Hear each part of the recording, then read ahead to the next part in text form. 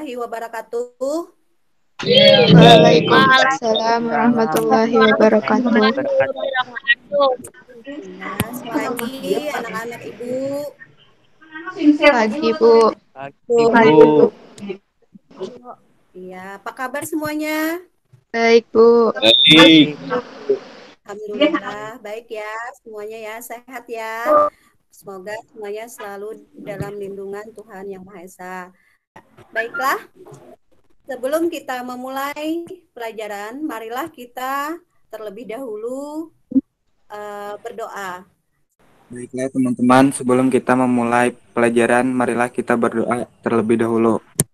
Menurut agama kita masing-masing. Berdoa dimulai. Berdoa selesai.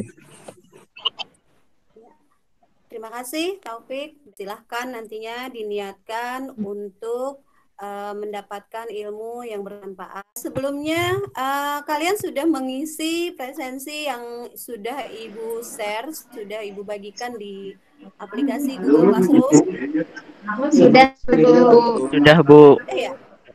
Sudah, Bu. Oke, Ibu cek. Ibu cek ya. Lengkap ya, 11 orang. Hari ini kita akan mempelajari tentang sifat koligatif larutan, yaitu tentang konsentrasi larutan ya. Nah, di layar kalian terlihat gambar. Nah, menurut kalian gambar apakah ini? Gambar air yang masukkan gula sesendok, Bu. Gambar air. Oke. Air Ada yang lain? dimasukkan garam, air yang di Oke, air yang dimasukkan garam. Oke, Ibu benarkan ya dua-duanya. Ini macam-macam sirup, Bu. macam sirup. Oke, selanjutnya. Nah, ini Sirup, Bu. Sirup. Oke, sirup. Benar ya. Ini adalah gambar sirup olahan yang biasa dijual di toko-toko. Nah, sekarang apa kaitannya dengan pelajaran yang akan pelajaran yang akan kita bahas hari ini? Nah, sebenarnya video tentang pembuatan sirup ya. Menurut kalian dari video tadi Ibu cerita apa yang bahan-bahan atau apa aja yang diperlukan untuk membuat sirup tersebut? Silakan. Air, gula, dan pewarna. Silakan, siapa? Fabio? Ya. Air, gula, pewarna, dan lain-lain, Bu. Pengharum. Apa? Perasa. Iya, benar ya. Nah, jadi semua yang kalian sebutkan tadi benar ya. Pembuatan atau pengolahan sirup itu bahan-bahannya terdiri atas air, gula, kemudian pewarna dan perasa ya. Nah, mungkin di antara kalian pernah atau sudah biasa membuat sirup seperti tadi. Siapa yang pernah bikin sirup di rumah? Ya, Bu. Saya pernah bikin sirup. Terus bagaimana caranya? Bagaimana takaran-takarannya? Harus ditentukan, Bu, supaya kekentalan dan rasa sirup tersebut pas, Bu. Benar ya, Rasida. Jadi membuat sirup itu tidak bisa sembarangan. Ada takaran-takaran atau ketentuan supaya apa? Supaya kekentalan dan rasa dari sirup itu pas ya. Hari ini kita akan mempelajari konsentrasi larutan. Tujuannya apa? Tujuannya biar kalian diharapkan analisis konsep konsentrasi dari molaritas, molalitas, serta fraksi mol. Nah, serta penggunaannya dalam sifat koligatif larutan. Yang kedua itu diharapkan kalian juga dapat menganalisis peristiwa pengaruh konsentrasi terhadap sifat koligatif larutan dalam kehidupan sehari-hari. Kemudian yang ketiga, Diharapkan kalian bisa atau dapat menghitung tentang kemolaran, kemolalan, dan fraksimol pada suatu larutan. Biasanya di tukang es buah ya, di tukang es sop buah ada mempunyai larutan gula. Nih ya, ini ada air murni yang di sini ya. Lihat ya perbedaannya. Kemudian ini ada air murni, air garam. Tuh, ada perbedaan apa antara air murni dengan air gula gitu? Warnanya, Bu. Warnanya, kenapa dengan warnanya? Gula kelihatan lebih kental. Garam lebih bening. Kenapa tuh? Kok bisa ya? Si gula itu lebih kental, si garam itu lebih bening. Kenapa? Karena gulanya lebih banyak.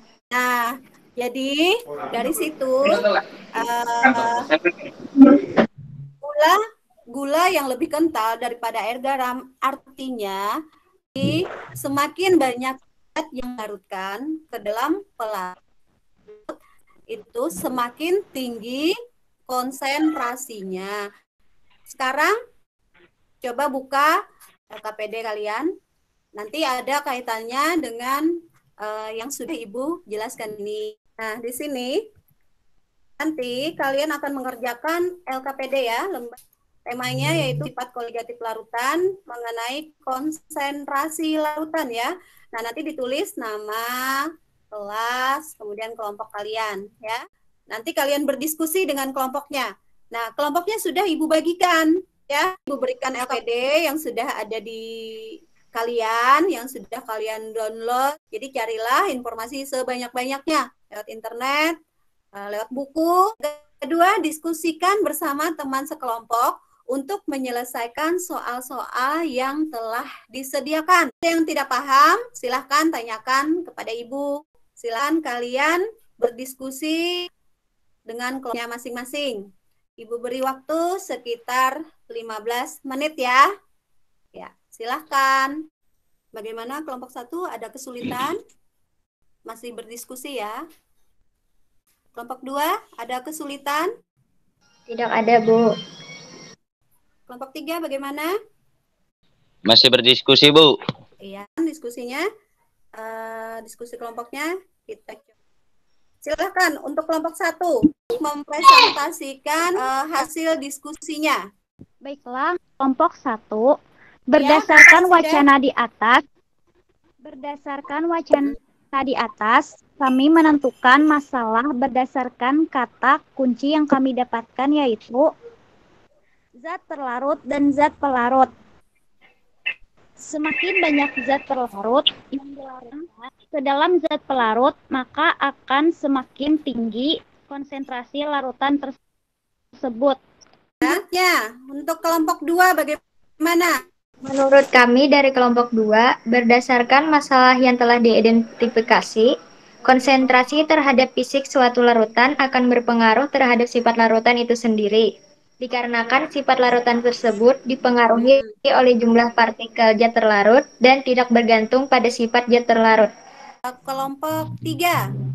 Menurut kami dari kelompok 3, pengaruh konsentrasi larutan terhadap sifat koligatif larutan adalah adanya penurunan tekanan uap, kenaikan titik didih, penurunan titik beku, dan tekanan osmotik.